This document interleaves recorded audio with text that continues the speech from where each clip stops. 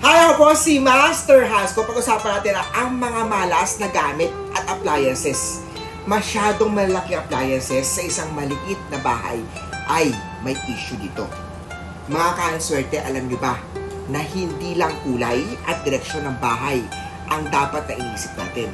Tandaan natin pati ang sukat at proportion ng mga appliance ay may malaking epekto sa ating swerte at mga energy sa bahay.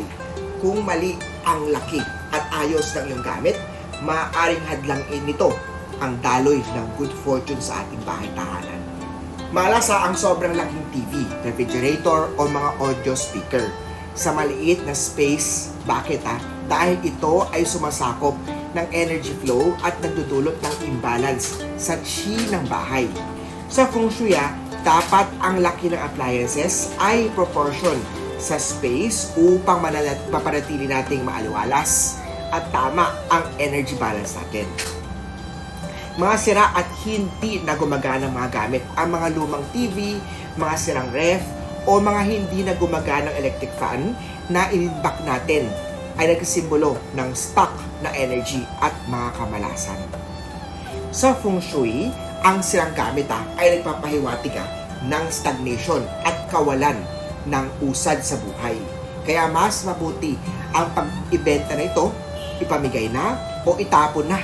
Ang mga ito ay para mapalaya natin ang space para sa mas bagong swerte.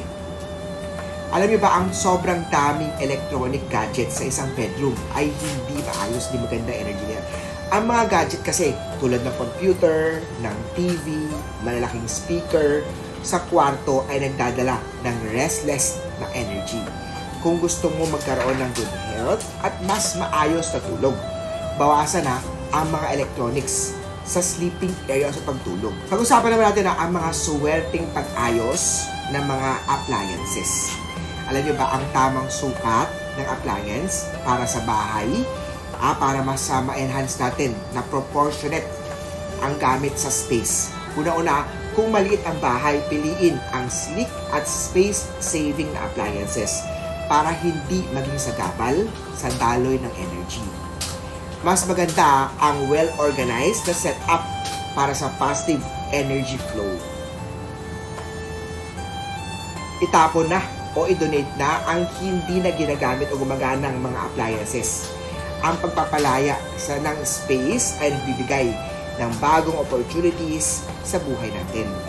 Kung may lumang gamit ka na hindi mo na kailangan, ipalit ito o bilhin na po ng bago o ipamigay na muna ang mga luma, masira na upang dumaloy ang good fortune energy.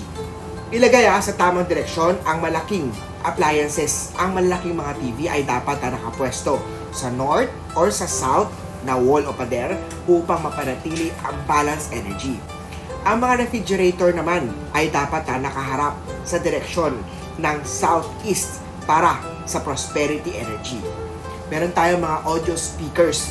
Dapat huwag masyadong nakaharap sa main door upang hindi nito itulak ang swerte papalabas. Mga kanswerte, at tatandaan natin ang balance sa loob ng bahay natin ay may effect sa balance ng ating buhay. Kaya dapat ayusin natin ang mga appliances para sa good luck energy flow at patuloy na pag-unlad. Para sa mas marami pang feng shui tips huwag kalimutan mag-follow at i-subscribe. Mag-subscribe po kayo. Lagi dito tatandaan lagi natin tatandaan ang tamang feng shui ay daan sa mas magandang kapalaran. Ako po si Master Hans Kua, ang inyong gabay sa kapalaran. I-follow po ako sa aking Facebook, Instagram, YouTube, TikTok. Hanapin niyo po Master Hans Kua. Comment down below kung anong topic ang gusto nyo pag-usapan natin sa feng shui. Mag-share ng video na to at kita-kita tayo sa Lucky Charm Store ko po dito na sa Cityline Shaw Tower, Shaw Boulevard, Mandaluyong City. Like, share, at comment.